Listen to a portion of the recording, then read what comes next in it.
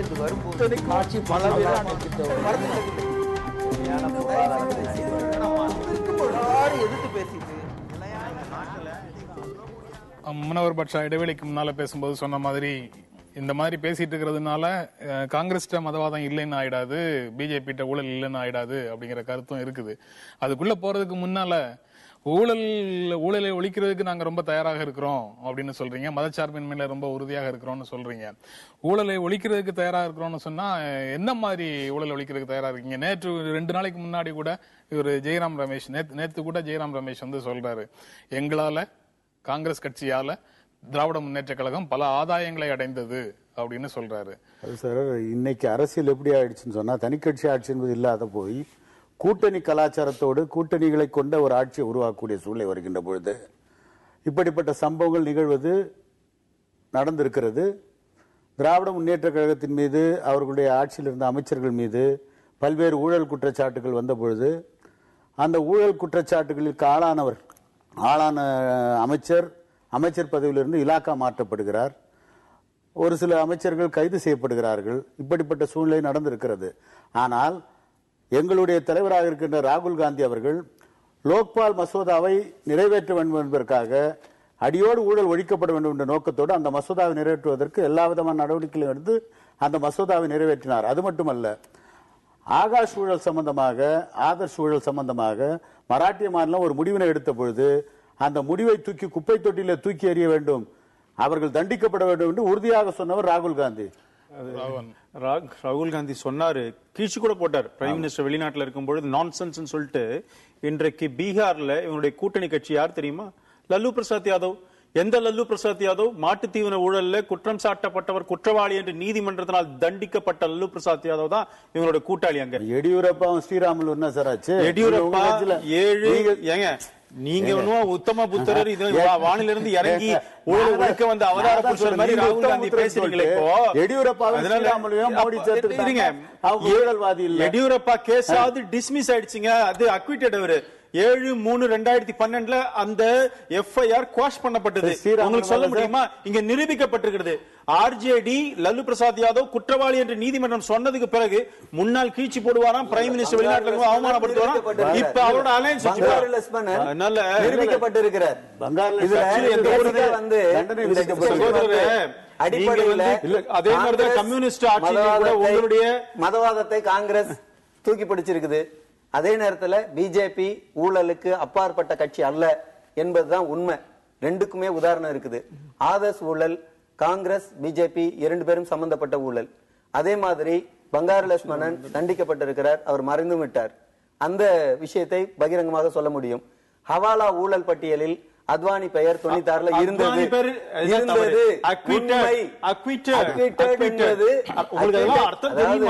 நம்முடைய நாட்டில் அக்விட்டட் என்பதற்கு அர்த்தம் சொல்ல முடியும். அதாவது விஷயம் என்னன்னா, ஒருத்தர் ஒரு பெரிய தலைவர் புகார்ல இடம்பெறுகிற அளவிற்கு நிலைமை மாறி போகுது அப்படின்னா,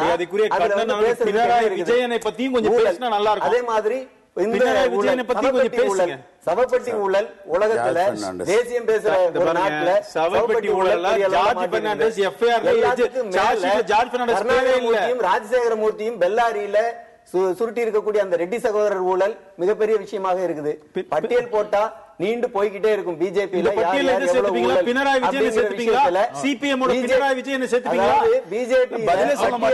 எந்த அளவுக்கு அதிகமாக இருக்கிறது என்பது உண்மை. அதே போல காங்கிரஸ் இன்றைக்கு காங்கிரஸ் நடந்திருக்கக்கூடிய கலவரத்தில் காங்கிரஸ் அதுல கண்டுகொள்ளாம இருக்கிற விஷயம்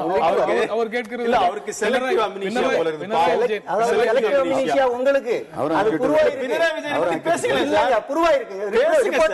சிபிஐ ரிப்போர்ட் பண்ணிடுச்சுங்க, வெளியே வந்துருச்சுங்க கோர்ட். உங்களுக்கு அக்யூட்டட் தெரியாதா? புரியாதா? உங்களுக்கு பினராயி விஜயன் மேல நீ போட்ட விஷயமே தப்பு என்று சிபிஐ சொல்லிருக்கு. பேப்பர் படிங்க. பேப்பர் படிக்காம நீதிமன்றம் சொல்லணும் சார். பேப்பர் படிங்க. நீதிமன்றம் சொல்லணும். பேப்பர் படிங்க. நீங்க எல்கே அத்வானி அக்யூட்டல்னா ஒரு விஷயம் சொல்றீங்க, பினராயி விஜயன் அக்யூட்டல்னா அதுக்கு ஒரு அக்யூட்டல் இல்ல, சிபிஐ சொல்லிருக்கான். கோர்ட் சொல்லல, சிபிஐ சொல்லிருக்கு. கோர்ட் தான் சொல்லிருக்கு. அதான் ரெண்டுக்கு வேற வேற அளவுகோல் வச்சிருக்கீங்களா அப்படிங்கிறது. அப்படி இல்ல, அளவுகோல் பொதுவா அதாவது நான் சொல்ல வர்ற பாயிண்ட், அவாலா ஊழல்ல ஒரு பெரிய தலைவர் என்று சொல்லப்படக்கூடியவர் இடம்பெறுவது அப்படின்னா அது சரியா? அது நரசிம்மராவ் கேஸ் பொய்யான கேஸ் போட்டார், வெற்றி பெற்று வந்திருக்குமா இல்லையா? இன்றைக்கு நீதிமன்றங்கள வழக்குல இருந்து வெற்றி பெற்று வந்திருக்கிறோமா இல்லையா? அதான முக்கியம். வெற்றி பெறுவது வேற. அப்புறம் பங்காரு லட்சுமணன் எப்படி மாட்டினார்? நான் என்ன சொல்றேன், நாங்க பங்காரு லட்சுமணன் மீது நடவடிக்கையும் எடுத்தோம், இல்லன்னு சொல்லல. சரி பத்ரி, காங்கிரசினுடைய மதச்சார்பின்மையும் பிஜேபியினுடைய ஊழலும் அப்படி 12 பேரும் பேச ஆரம்பிச்ச போது இப்படி போயிடுச்சு. நீங்க எப்படி பாக்குறீங்க அந்த பிரச்சனையை? 2 பேரும் இல்ல, இது கொஞ்சம் சிக்கலான விஷயம். இதை பத்தி பேசுறப்ப எல்லா அரசியல் கட்சிகளுக்குமே ஒரு இருண்ட ஒரு பக்கம் இருக்கு அப்படிங்கறத நீங்க மறுக்க முடியாது. இன்றைய தேர்தல் முறையில அவர்களுக்கு தேவைப்படக்கூடிய பணத்தை எங்கிருந்து பெறுகிறார்கள் அப்படிங்கிறதுல இருந்து ஆரம்பிச்சு நமக்கு நிறைய கேள்விகள் இருக்கு. ஆனால் எந்த ஒரு பார்ஷியாலிட்டியும் இல்லாம நான் பாக்குறப்ப கடந்த 10 ஆண்டுகள்ல இந்த காங்கிரஸ் அரசு இதுவரை ஒரு வரலாறு காணாத அளவுக்கான ஒரு ஊழல் நிகழ்ந்ததற்கு நமக்கு நிறைய எவிடன்ஸ் கண்ணுக்கு முன்னாடி இருக்கு. அது வருத்தம் தரக்கூடியது. அதற்கு காரணம் நாம் இந்த கட்சி, அதனால் இந்த கட்சியை சேர்ந்தவர்கள் எல்லாருமே எப்பொழுதுமே எல்லா காலத்திலுமே ஊழலுடையவர்களாக இருப்பார்கள் அப்படின்னு நான் சொல்ல வரல. சமீபத்திய ஒரு புத்தகமான இந்த ஆக்சிடென்டல் பிரைம் மினிஸ்டர்ல மிக முக்கியமான ஒரு காரணம் கொடுக்கப்பட்டது. அதுல சஞ்சயா பார்வே எழுதின புத்தகத்துல இந்த இரட்டை பவர் சென்டர் இருக்கிறதுனால மன்மோகன் சிங் பிரதமராக இருக்கும் பொழுது அவருக்கு முழுமையான அதிகாரத்தை தன்னுடைய மினிஸ்டர்ஸ் மேல செலுத்தக்கூடியதுக்கான ஒரு நிலை இல்லாத பொழுது கூட்டணி கட்சிகள் நம்ம என்ன வேண்டுமானாலும் செய்யலாம் என்ற ஒரு நிலைக்கு அதன் காரணமாக ஒரு வரைமுறையற்ற வரம்பு கடந்த ஒரு ஊழல் ஒன்று நிகழ்ந்தது. அது வரிசையாக அது நடந்ததை நம்ம பார்த்தோம். ஆக இதை நிறுத்த முடியும், இதை குறைக்க முடியும். நிறுத்த முடியுமான்னு எனக்கு தெரியல. பட் பெருமளவு ஊழல்ங்கிறத குறைக்க முடியும். அதற்கான சில காரியங்களை எல்லா கட்சிகளுமே செய்ய வேண்டும். ஆனா இங்க ஒரு இன்றைய அரசு முறையில ஒரு பெரிய சிக்கல் இருக்கு. கம்யூனிஸ்ட் பார்வையிலிருந்து அவர் சொல்லுவார், கேபிட்டலிசம் இருக்கக்கூடிய இடத்தில் ஊழல் இருந்துதான் தீரும் என்று. அதை என்னால ஏற்றுக்கொள்ள முடியாது. பட் இன்றைக்கு இந்தியால எங்கு திரும்பினாலும் ஊழல் அப்படிங்கிறது ஒரு ஜெனரல் மிடில் கிளாஸ் மக்களை ரொம்ப வருத்தத்துக்கு உள்ளாக்கி இருக்கு. மற்றவர்கள் இதை எந்த அளவுக்கு பாக்குறாங்கன்னு தெரியல. பட் முக்கியமாக இந்த மத்தியதர மக்களுக்கு அந்த ஊழல் எந்த விதத்துல தங்களை தாக்குது, தங்களுடைய முன்னேற்றத்தை தடுக்குது அப்படிங்கிறது தெரிஞ்சிருக்கு. அப்ப இதற்கான சொல்யூஷன்ஸ் அரசியல் கட்சிகள்கிட்ட தான் வர முடியும். ஏன்னா நம்ம பெருமை வாக்களிக்கு தான் மாறி மாறி செஞ்சுக்கிட்டு இருக்கோமே தவிர எப்படி ஒரு ஊழலற்ற ஆட்சி அமைப்போம், அது லோக்பால் வந்துட்டா ஊழல் போயிடும் அப்படின்லாம் நான் நம்பல. அடிப்படை முறையிலேயே சில மாற்றங்கள் வந்தால் ஒழிய ஆட்சி நடத்தும் முறையிலேயே நாம் ஊழலை எளிதாக குறைக்க முடியாது.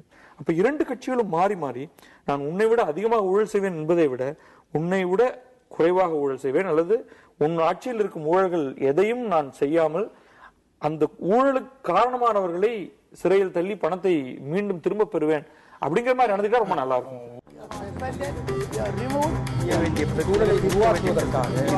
முடிவெடுப்பது என்று வரும்போது